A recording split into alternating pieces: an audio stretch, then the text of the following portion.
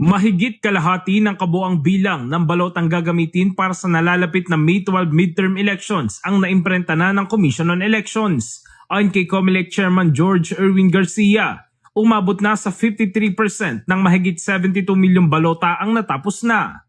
Ang National Printing Office at Miro Systems ang naatasang mag-imprenta ng mga opisyal na balota sa opisina ng NPO sa Quezon City.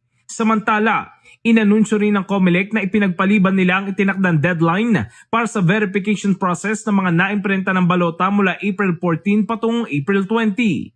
Paliwanag ni Garcia, ang bagong deadline ay dulot ng dami ng mga balotang kailangan dumaan sa manual at machine verification.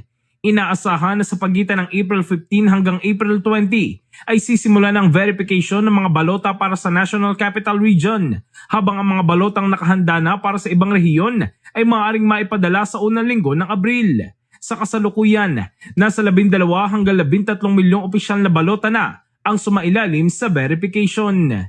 In the heart of changing lives, ito si Brigada Jigo Custodio ng 105.1 Brigada News of Manila, The Music News Authority.